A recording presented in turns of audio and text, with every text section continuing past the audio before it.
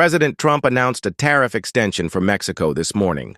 Mexican President Claudia Sheinbaum is celebrating this as a win for her country. President Donald Trump just said the U.S. has not necessarily been focused on this country and trade. Also, he says the United States may not reach a negotiated trade deal with Canada. A few days ago, North America woke up to a trade move no one saw coming.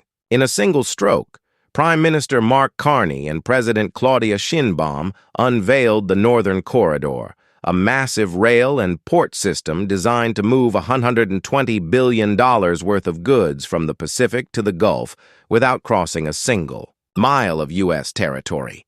The route stretches 9,200 kilometers, carrying steel, EV batteries, and soybeans straight past American customs. Billions in U.S. fees could vanish overnight, and the new 30% tariffs from Washington may hit an empty target. To President Trump now announcing new tariffs on the European Union and Mexico. Trump is imposing a 30% tariff on Mexico.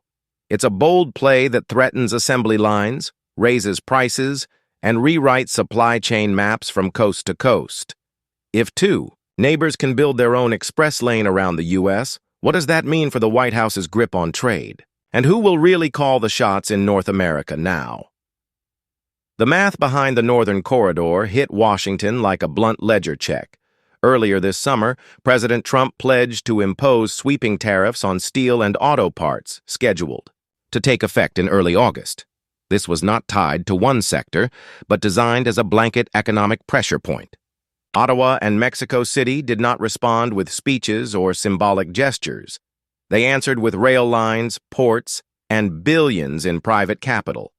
The project stretches over 4,400 miles, linking Prince Robert on Canada's Pacific coast to Mazatlan on Mexico's Gulf Rim. Backed by a $3.3 billion private consortium, it will culminate in an 8 million container superport in Mexico, one of the largest on the hemisphere's western edge. It is a logistics artery capable of carrying steel coils, EV batteries, and agricultural cargo across a route that avoids a single mile of U.S. territory. The implications for Washington's balance sheet are already visible. Section 232 steel tariffs collected roughly $2.5 billion in the first N months of this fiscal year, an amount that sounds significant until set against the reality that it is less than 0.04% of total federal revenue. If even a portion of cross-border cargo chooses the Northern Corridor over traditional U.S. entry points, that stream dries up while downstream costs begin to climb. Detroit stamping presses could be left waiting longer for Canadian steel, and Mexican battery plants could ship directly to Vancouver showrooms without touching Michigan's toll gates. Every diverted carload widens the price gap between U.S.-made goods and Canadian or Mexican alternatives, eroding the advantage the tariffs were meant to restore. Supporters of the corridor describe it as a Panama Canal on rails, claiming that a day shaved from shipping schedules combined with immunity from U.S. tariffs can trim as much as 7% off delivery costs for West Coast exporters. For Washington, this is not only lost fees, but diminished leverage. The U.S. can monitor paperwork and impose tariffs at its borders, but it cannot tax a shipment that never arrives at its gates. Customs brokers call it regulatory seepage. Once a viable alternative route exists, cargo gravitates toward it until policy changes or manufacturing relocates. That shift may already be starting. A recent Auto Parts Association survey found 41% of suppliers considering partial relocation to Canada or Mexico if duty relief remains uncertain through the fourth quarter. The corridor is less a bypass than a pressure gauge. The higher the tariffs climb, the more freight bleeds away, and the louder that impact will be felt in the American Midwest. Canada and Mexico did not make this leap without years of preparation. In March 2020, Ottawa allocated $2.3 billion Canadian dollars from its National Trade Corridors Fund to overhaul the Pacific Gateway. Prince Rupert became a priority with new docks, rail spurs, and expanded grain capacity. 4 years later, the investment is paying off. The port now handles around 23 million tons of cargo annually, and more upgrades worth another $2.5 billion are underway this summer. These improvements enable double-stack rail speeds that move Asian imports through Saskatchewan overnight, reaching Chicago a full day faster than comparable shipments via Seattle. Mexico has moved in parallel. Last December, President Claudia Sheinbaum approved $1.6 billion to expand 6 major ports, including Veracruz, Alameda, and Manzanillo. This would allow Canada and Mexico to exchange customs data directly without passing through U.S. servers.